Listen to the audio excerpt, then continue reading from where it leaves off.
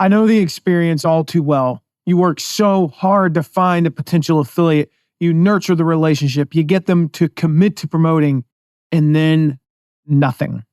They don't promote. They send no traffic, and they make no sales. So what do? How do you activate those inactive affiliates? And in fact, how do you turn them into superstar promoters? Well, this episode will show you how. Welcome to the Affiliate Guy podcast.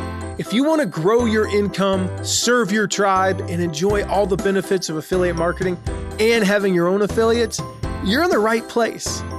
Thanks for joining me today. Let's get started. So I got this email from a guy. He said he has over 1,000 affiliates in his affiliate program, right? Got a really good product. The offer converts pretty well. Good start. He's off to a great start. But he said only 42 of them have ever made a sale. 42.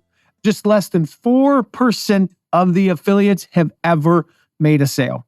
I'm like, yikes. Like, we've had programs where we only had like 15%.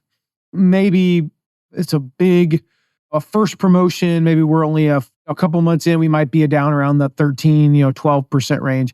But 4%, that's not good. So his question, of course, was how do I activate these inactive affiliates? And I mean, even at 15%, 20%, 25%, like we've been in the past, or even north of that, that's still a lot of inactive affiliates. A lot of people that we worked hard to get and we didn't activate. No matter how awesome your affiliate program is, if you have more than a few dozen affiliates, you're going to have some that become inactive. You can have the best commissions, the best conversions, the best offer, the best affiliate manager, all that stuff. But some of them just fall off the earth.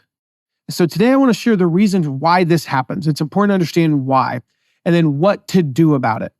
The question ultimately has two answers. It really depends on whether your program is evergreen or if you're doing a limited time launch. So if you've got an evergreen promo, it's available 24/7, 365, or kind of like I've talked about in past episodes, you've got what we call a hybrid evergreen where it's available pretty much all year, but it's typically in cycles. Like you do a promo every 3 to 5 weeks, something like that. So it's not a launch and it's not evergreen. So it depends if it's evergreen or if you're doing a limited time launch. But first, why did they become inactive in the first place? I'm going to talk about that first. Then I'm going to talk about why you need to activate them. I'm going to share some of the results of some campaigns we've run. And lastly, how to activate them and leverage their power. The title of this podcast, at least as I'm recording this, we sometimes change those, is how to turn inactive affiliates into your best partners. Into your best partners. This isn't just about how to activate them, but how to turn them into your best partners. So first of all, why are they inactive? I talked about this in my New Year's resolution episode, and people wanted more. I talked about why are some affiliates inactive. Affiliates are just automatically promoting you. They need a gentle reminder to get active. In other words, you need to take action to get them to take action. The whole thing throughout this whole episode you'll hear is that activating affiliates requires intentional activity, intentionality. You can't just cross your fingers and hope it happens. So why would an affiliate become inactive?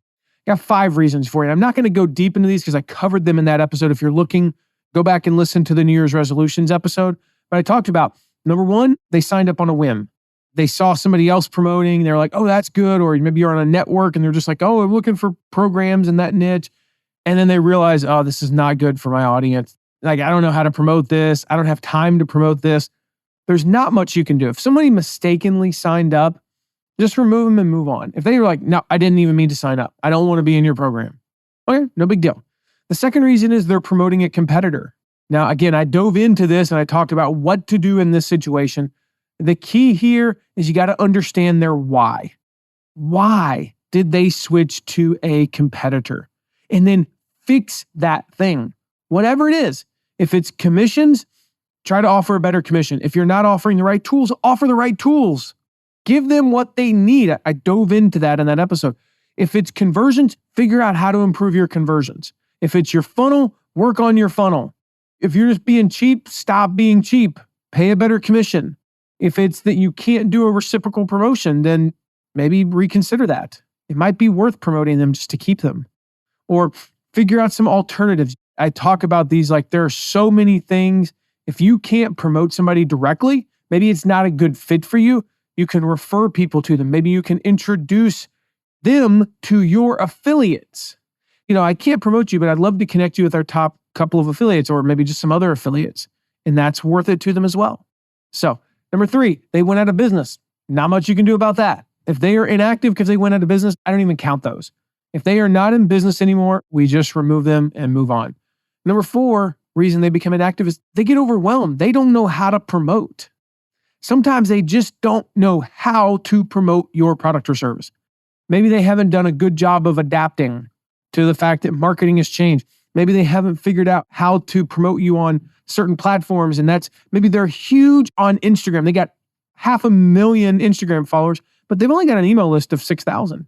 And they haven't figured out how to promote you on Instagram. Well, then help them. Help them. Your job is to help your affiliates succeed. So you need to train them. You need to get on calls with them. You need to show them how other people are doing it. Tell them to subscribe to my site. I'm being serious. We'll give them a ton of good advice. Give them promo checklists. Make sure maybe they have 500,000 on Instagram and they only have 40,000 on Facebook. Or are they not promoting on Facebook? Maybe they could get a little bit of traction there. Your job is to help your affiliates. And then the 5th reason is that they say they'll get around to it later. All right. This is probably not true. They're never going to get around to it. So you've got to give them a nudge. Often all it takes to activate an inactive affiliate is just to remind them that you exist. They're never going to take action unless you give them a nudge. So we're going to talk about the how in a little while. I'm going to share specific stuff that you can send. But the idea here is come up with a reason, incentivize them. They're going to get around to it later. Well, how do you make later today? How do you make later next week or the week after? Second part here is, why do you need to activate affiliates? A lot of people well, duh, it's obvious why I need to activate affiliates. I'll have more active affiliates. But I know a lot of people who don't do it on purpose. They just assume the effort is not worth it. They think that if someone signs up and doesn't promote, it must just be this person's just crazy. They change their mind. They're not a good fit. Maybe they're just lazy. Maybe they're just a spy. They're from the competition. Now, that's the case with maybe 5 to 10% of them. Most of the time, it's just because they got busy. They signed up on January 17th, and then on January 20th, they had a life event happen. And I just went through this myself. In our family, as I'm recording this, I mentioned in the last episode, I was coming off COVID. What I didn't mention was we had a daughter with 3 broken toes, a son who got sick. I had COVID. My wife was in the hospital and then had surgery for kidney stones. And we had the before that and the after that, all while I was dealing with COVID. Those things happen. Oh, and our brakes went out in our car, which it makes no sense because they had another 18,000 miles, relatively new car. And then the brakes just we're going to stop working. So we had to go get those fixed. All these things are happening. Sometimes that happens. They got busy. They got sick. In other words, life got in the way and they need that gentle reminder. So to say that you shouldn't activate them because, they shouldn't need that, that's ridiculous. When I came back, I had podcast episodes to record, a team to lead who'd been missing me for a couple of weeks. I'm not thinking about your affiliate program. No offense, it is just not high on my priority list. So for basically the 2 weeks that was going on in my life and the 2 weeks after, I don't give a crap about your affiliate program. So then a couple weeks later, you're hey, you reach out to me, you get me fired up again. That's all it takes. All it takes is just that gentle reminder sometimes. All right. So before I show you the who and the how and the when and the what and all that of an activation effort, let me share some of the results that we've seen. We did this with Shutterfly and Tiny Prints a few years ago. So when I took over the Shutterfly, Tiny Prints is one of their brands, program in 2013, we had more than 15,000 inactive affiliates. 15,000 inactive affiliates. Now, I mentioned before, we grew that program from roughly about 16 million. A couple years later, we were over 200 million, then over 300 million. And it started with this activation campaign. We did a little push, lasted less than a week. We were able to activate nearly 1,400 of them. 1,400 affiliates. This was midway through the year. Just the rest of that year, those affiliates produced over 400,000 in revenue. Now, it wasn't just about that 400,000. The next year, they were well over 1 million just from those affiliates that were previously inactive. And one of the things that also did is as we were growing this program, not only did that juice the program and get some additional revenue in, and a 6-7% growth just from that one activation campaign. I'm not even talking about all the other ones we did. But that one activation campaign got another 1,400 of them active, which produced additional affiliates. Because now they're promoting, more people are seeing them, more people are seeing us everywhere. And I shared a few episodes ago how it almost became like if you were in certain niches, that it was like step 1, register your domain. Step 2, set up WordPress. Step 3, sign up with Shutterfly as an affiliate. I joke when I say that, but that's what it became like because we were everywhere. Part of being everywhere was activating 1,400 affiliates in a week. 1 week, we activated 1,400 affiliates. We did one for Michael Hyatt. So that was evergreen. Michael Hyatt, he had a big launch in 2016.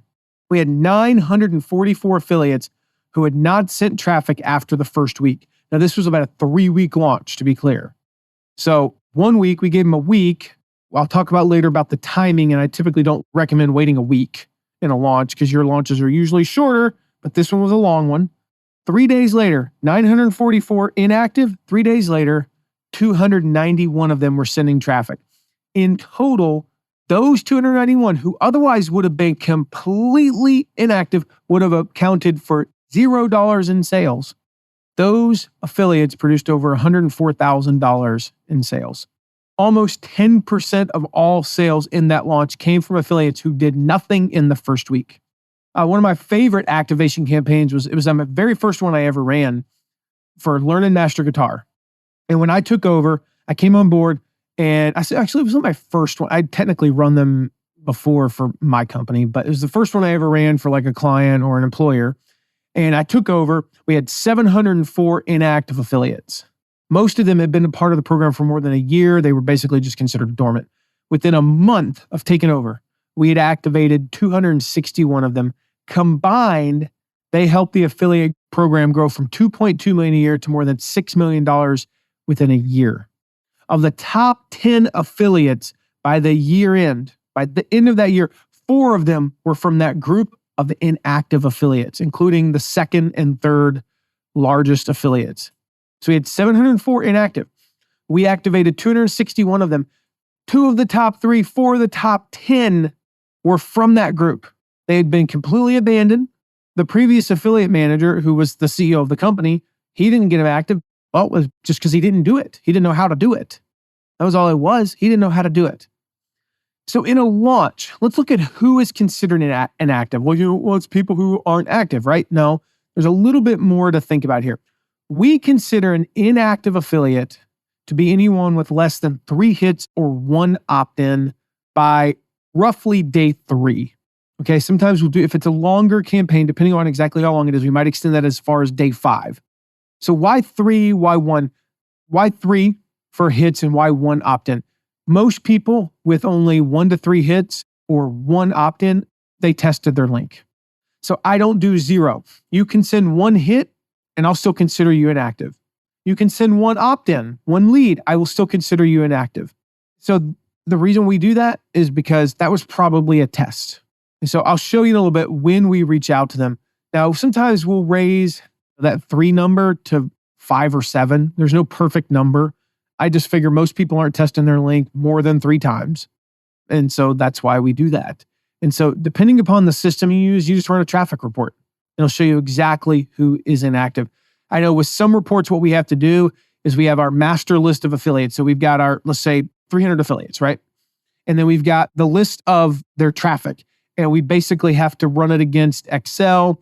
And we take the ones that have 0 hits through 3 hits, and we dedupe it, and then it takes like 5 minutes. It's not that complicated. So that's who's inactive. In a launch, inactive in an evergreen program, there's really 2 types of inactives. We got your inactives and your inactive inactives. So your inactive inactives are, they've never sent traffic, or again, 3, 5 hits or less, maybe 1 or 2 leads, 0 sales. Like that is an inactive inactive. The second version of inactive, sometimes we call them stagnant affiliates or dormant affiliates. There's somebody who overall, they may have any number of hits and leads and possibly even sales. They could have done $100,000 in 2021. And now in 2023, they're completely inactive. They haven't sent a sale in 2 years. They haven't sent any traffic in 18 months. And so we'll look at those as well. So typically we'll run it for some period of time, depending upon the program. It could be anywhere from as little as 3 months to as much as a year. And we'll look at those periods of time for being inactive. So it's not just the total. Now, if you're on some funky system, and there are some out there where like you don't have access to reports by period of time, one of the things I recommend doing, and that I'm not going to mention Kajabi here, but I'm just kidding. Their reporting is terrible. There is no thing that says like, show me how many hits or leads or sales this person has in a period of time. It's total. Everything is total. So what we do when we have one client that's on Kajabi is we basically go in and grab the stats every month. So now we can compare, let's just say this affiliate on January 1st had 200 hits, 50 opt-ins, and 10 sales. And then in March, they have 300 hits, 75 opt-ins, and 15 sales. They're active. Now, if we get to June and they still have, whatever I said, 375 and 15, now they're inactive. They've been inactive for 90 plus days. We need to do something to activate them. So that's the who. Now, when do we reach out to inactive affiliates? Well, typically with Evergreen, we're going to reach out roughly every quarter. We want to do this in a way where we're not kind of doing it willy-nilly and one-off. If we do it every quarter, sometimes every 2 months, then we're able to just hit a lot of people at once and really get into a rhythm. It's with an Evergreen program. So you might do it every month. Depending upon the number of affiliates you have, if it's a small number, 50 to 100, you can do it every month. In a launch, typically launches last about an average of 15 days now. They used to be a little bit longer, but now they're about 15 days. We will reach out the day after the second day of pre-launch content. So if it's a PLF, product launch formula style launch, where you've got like maybe 3 days of a workshop or 3 videos, and then a webinar, and that takes you through about day 10 or 11, and then you have 5-6 days of open cart. We will reach out the day after the second piece of content. So the day after the second workshop. So they've had time to promote the first one and a little bit of time to promote the second one, but not so much time that if we get them active that day or the next day, they don't have time to promote the second piece of content. Now, for some reason, the calendar is a little funky and the second piece is, or there's just kind of weird timing. We time that roughly around day 3 to day 5.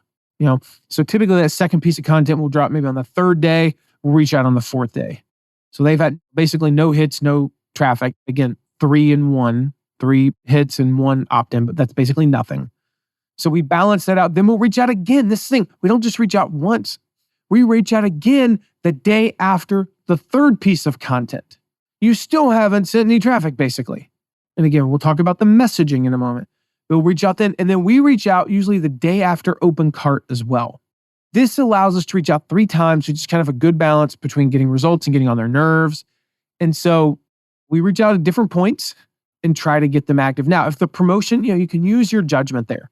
If the promotion you're running is different, if it's a 5-day challenge, then we're looking at, you want to get people registered before the challenge. So let's just say starting about 7 to 10 days before, we'll reach out. Let's say we start the promo 7 days before the challenge or summit or whatever, or the workshop even, where there's time before the challenge to promote. We will reach out after about 3 days. Usually we'll do it mid to late afternoon on the 3rd day. You've now had 2.5 days to get active and you're not. We want to reach out. And then we'll reach out again, usually the morning of the 6th day. And then usually the day that the afternoon that the challenge starts, like, hey, it's not too late to join. It's not too late to join. Come join us. Stuff like that. So again, 2, possibly 3 times if you can. And don't worry about the being annoying part. Kind of like I said, it's a balance. Don't worry about being annoying. They can't send you less traffic than they're already sending you. Like, you can't send us less traffic than your 0 traffic, basically. So what if you get on their nerves? Who cares? But we do want to balance, we don't want to be like every day, like, why are you active? Why are you active? That kind of stuff. So how do you reach out to inactive affiliates? The answer is very simple. You use any means necessary. email, text, DMs, Voxer, Skype, phone, smoke signals, carrier pigeons, like whatever you can think of, you use. Now, we typically use email. It's the easiest one, especially if you got a huge affiliate program. I mentioned before, 900 or 15,000. I can send 900 emails in 10 seconds using Gmass or something like that. So we'll use that usually for that first one. And then I'll take a look at it for the second one, and I'll reach out and maybe identify, let's say 20 or 30 or 40 that we have other contact information for. We're friends on Facebook. I'll DM them, that kind of thing. The key over time, you got to learn their preferred method of communication. So if they prefer text, use text. If they like chatting on Skype, you can do so much more with a 30-second Skype message than you can send in 15 emails. That's why we keep tabs on everyone's preferred methods of communication. We always keep that on hand. And I know for me, like there are just people I know if I DM them, I'll hear back from them in 2 hours. If I email them, it could be days. I'm the same way. You text me, I'll respond pretty quickly. I can't stand seeing, that's the only thing I see. I don't have email. I don't put email on my phone. And I check email about once a day. Typically, I check it 4 times a week. I'll put it that way. I usually miss a day. And I don't get very many emails to me because most of them are handled by my assistant. So because of that, it could take 36, 48 hours for me to respond to an email. Now, our clients, we have a different way of communicating. My team, we communicate using Slack. But my friends and people that I know very well text me. They don't email me. So if you text me, I can't stand seeing that I have I've got one right now. I got texted about 10 minutes ago. It's driving me nuts. It's like an OCD thing, right? I'm like, about ready to click on pause the recording and go answer this text. I don't even know what it's about. It could be spam for all I know. But I have to respond to that text. Email, I'm like, I'll get around to it whenever. So keep tabs on those preferred methods of communication. All right, so that's the how. What do we send to these inactive affiliates? Now, I'm going to share one of the most effective emails I have ever used to activate affiliates, all right? With a larger program, like I mentioned, 95% of your communication is going to be via email. So we're going to focus on that, get you some ideas just to get you started. This was an email I first used about 8 years ago during Jeff Goins' Tribe Writers affiliate launch. It was sent on day 5 of the launch to every affiliate who had 3 or less hits and 1 or less opt-in. All right, I'm going to read this email to you real quick here. All right, so the subject line was, everything okay, first name? So I used their first name, but everything okay? Question mark. Hey, first name, just checking to make sure everything was okay. I had you down to support Jeff's Tribe Writers launch, but haven't seen anything yet. There's still plenty of time to join in. The launch is going amazingly well, but it's not too late for you to get started. Let me know how I can help. That's what I'm here for. All the best, Matt. Now, there's 5 elements here. All right. First of all, it grabs their attention. If your name's Tim and it's everything okay, Tim, it stands out. Secondly, it reminds them of a commitment. I say, I had you down to support Jeff's Tribe Writers launch, but I haven't seen any activity yet. As Robert Cialdini, the book Influence, right? My team and I just finished reading the revised edition. It's the first time I've read that, but I've read the book overall, I think 4 or 5 times, listened to it a few times as well. He says, nothing is as powerful as the principle of commitment. We have a natural desire to do what we said we would do, right? So I make sure to remind them of their commitment. Hey, I had you down to support this promotion, but I haven't seen anything yet.